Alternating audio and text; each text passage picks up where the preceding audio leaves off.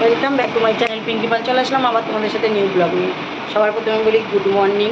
আজকে অনেক সকাল সকাল উঠেছি, কারণ সকাল সকাল না উঠলে হবে না। দেখতেই পাচ্ছে সবে ঘুম থেকে উঠেছি। তো ছেলে মেয়ে খাবার তৈরি করার জন্য সকালবেলা মানে রেডি করার জন্য সকালেই যেতে হয়, বেলা হয়ে গেলে হয় না। তো সেদিনকে এনেছিলাম, শেষ হয়ে গেছে। তো আবার কালকে অর্ডার দিয়ে এসেছি। এখন সকালবেলা যদি না যাই তাহলে আর পাওয়া যাবে না। টক দই বড়ি খেতে ভালোবাসে, আর স্যান্ডি মাংসর জুস দিয়ে ভাত খেতে ভালোবাসে। তা একবারে দুটোই নিয়ে আসবো। তাই জন্য ভাবলাম যে আজকে সকাল সকাল বলে এসেছি ওনাকে, যদিও উনি দোকান বন্ধ করে দেবে, তাও সকাল সকাল যাই। যদি না পাই তাহলে তো আমার মেয়েটার সর্বনাশ, কারণ মেয়েটা খেতে পাবে না। তাই জন্য এখন ভাবলাম যে তোমাদের সাথে একটু শেয়ার করবো। এখনও ঘুমে ঢুলঢুলও হচ্ছে। মানে আমি এত তাড়াতাড়ি উঠি না, উঠেও বা তাড়াতাড়ি কী করবো, তাই জন্যই এত তাড়াতাড়ি উঠি না। তো উঠতে হচ্ছে শুধু ছেলেমেয়ের জন্য। এখনও ছেলেমেয়ে ওই রকম ঘুমাচ্ছে, সব ঘুমাচ্ছে। ওদের খাবারটা রেডি করার জন্যই আমার তাড়াতাড়ি ওঠা। চলো দইটা নিয়ে আসি, মাংসটা নিয়ে আসি, আর আবার কুমড়োও আনতে হবে। স্যান্ডি আবার ক্যালসিয়ামের ব্যাপার আছে, তো মানে কুমড়োতে যাবে তো ক্যালসিয়ামের ব্যাপার। তো কুমড়ো দিয়ে মাংস দিয়ে জুস করে দিই, সেই জুসটা দিয়েই ও ভাত খায়। আর গোল্ডি আবার মাংস আমরা যে মানে কষা কষা রান্না যেটা করি ওটা খেতে ভালোবাসে, মানে রুচি আছে।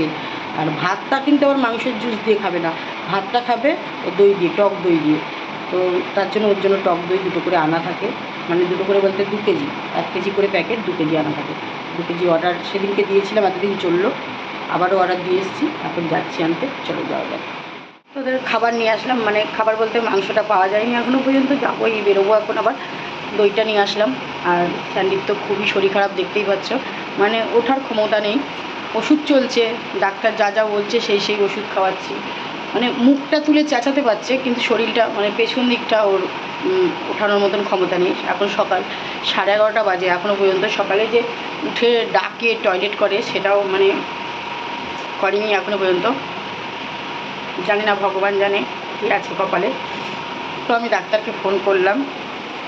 ডাক্তার বলল ওর মানে বয়স হয়েছে, তো তাই জন্য ওর এখন বুঝতেই পারছো, মানে বয়স হলে কী হয়, মানুষের যেটা হয় ওদেরও তো ওরাও তো মানে বলতে পারছি না। যাই হোক, অনেক চেষ্টা করছি বাথরুমে নিয়ে যাওয়ার জন্য, ওই ওরমভাবে পড়ে আছে। তো ডাক্তারকে ফোন করার পরে ডাক্তার এখন আমাকে বললো যে আপনি ওষুধের দোকানে যান, ওর এখন ইঞ্জেকশনের দরকার, ইঞ্জেকশন করতে হবে ওকে সপ্তাহে এখন, না হলে ওকে আর পাওয়া যাবে না। আস্তে আস্তে পেছনটা পড়ে যাচ্ছে।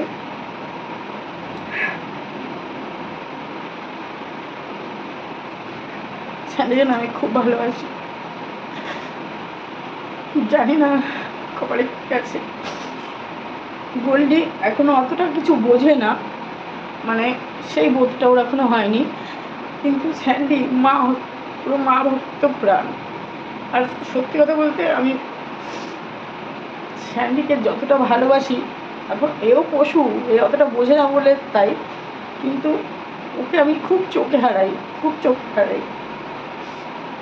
ওই যে ওরকম মাথাটুকু নিয়ে তুলতে পারছে, আর বাথরুম পায়খানা পেলে একটু চেঁচাচ্ছে, মানে যেতে খুব কষ্ট হচ্ছে, চেঁচাচ্ছে।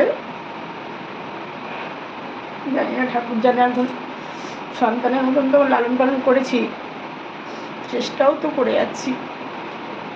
এখন বেরোবো, বেরোবো, ওষুধের দোকানে যাই, দেখি কি ডাক্তার কি ইঞ্জেকশন দেয়। তারপরে টয়লেটটাও কমে গেছে, সারাদিনে হয়তো 2বার টয়লেটে যায়, উঠতেই তো পারে না, টয়লেটে যাবে কী করে।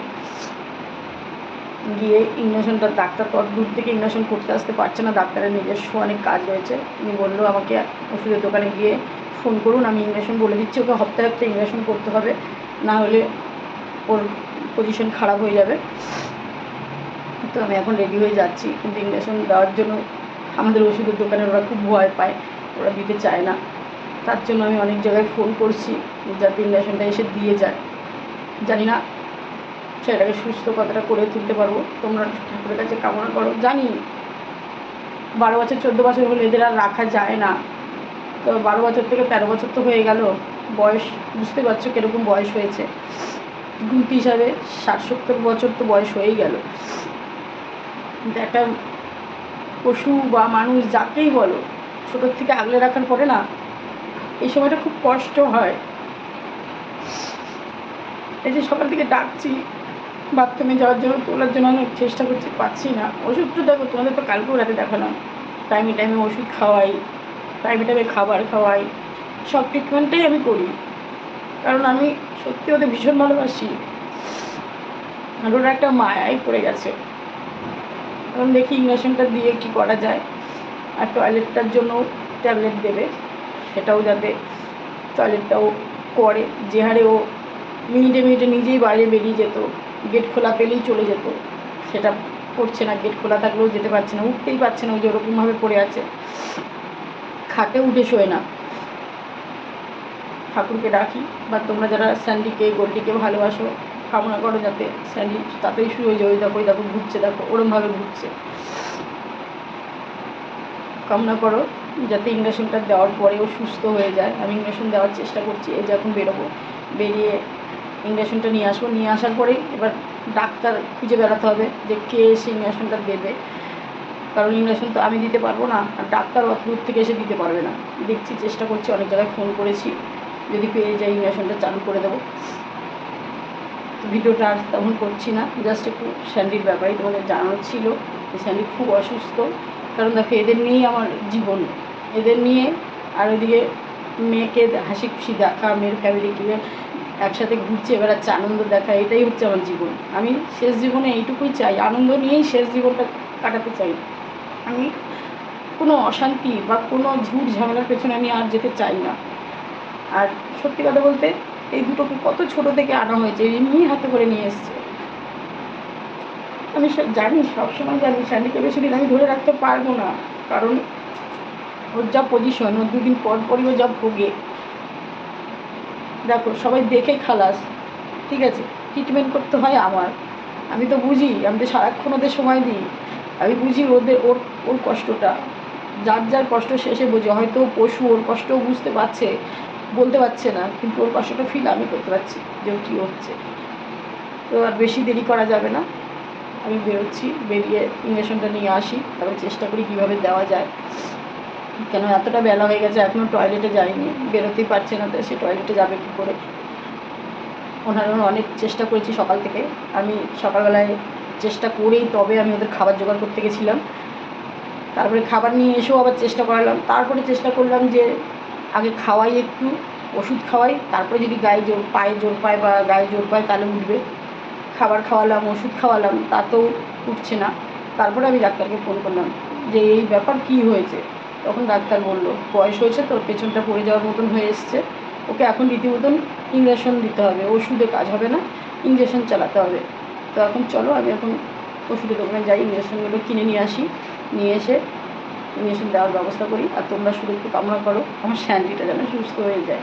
জানি বেশি দিন রাখতে পারবো না, পশু তো, মানুষকেই বেশি দিন গ্যারান্টি দেওয়া যায় না, ওরা তো পশু।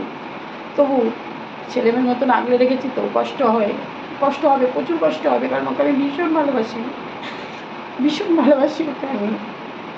সেই জায়গা থেকে হয়তো কষ্ট হচ্ছে বা হবে, জানি না এই কষ্টটা কতদিন থাকবে। আমি ওদের জন্য কোথাও যাই না, কোথাও গিয়ে যদি থাকতে বলে আমি থাকতে পারি না, আমি ওদের জন্য থাকতে পারি না। আমি যে করে টয়লেট করেছে, করে এসে এই যে বসেছে, দেখতে পাচ্ছ, এই যে বাবা ছুটকি, এই যে ছুটকি, ছুটকিতে কোনো ব্যাপার না, ছুটকি দৌড়ে ঝাঁপড়ে চলে যায়। এই যে বাবু, বাবু, বাবু, বাবু টয়লেট করেছো বাবা, একটু বলে দাও, একটু বলে দাও, একটু বলে দাও বাবা, একটু বলে দাও, টয়লেট করেছো একটু বলে দাও। বলে বাবা, বলে বাবা, দেখো ছুঁয়ে পড়েছে, দেখো আদলে আদলে, দেখো দেখো বাবু, ইনাচো নবে দিনটু, ইনাচো নবে দিনটু বাবু, ইনাচো নবে দিনটু বাবু, ইনাচো নবে, আমি যাচ্ছি উঁচু জানছি, ইনাচো নবে, হ্যাঁ হ্যাঁ হ্যাঁ বাবু, ইনাচো নবে বাবু, ওলে বাবলে, ওলে বাবলে, ওলে বাবলে। তো চলো, টয়লেট করেছে, এখন আবার কখন করবে জানি না, তবু আমি ইঞ্জেকশনটা নিয়ে আসি। ওদের ওদের ভালো দেখলে মনটা ভালো হয়ে যায়। এই যে দেখছো, মা, এটা মা, এটা মা। তো চলো, এখন বেরোই, আমি বেরিয়ে ইঞ্জেকশনটা নিয়ে আসি। বাবাই, বাবাই ওখানেই বসে থাকবে, ঠিক আছে, এমনিও তুমি উঠতে পারবে না, ওখানেই বসে থাকবে, ঠিক আছে। এই যে বাবাই, বাবাইকে সবাই দেখো, সবাই দেখো তো আমার বাবাই মুখটা দেখো, বাবাই মুখটা দেখো, বাবাই, এই যে, এই যে আমার বাবাই, এই যে বাবাই, একটু ঠিক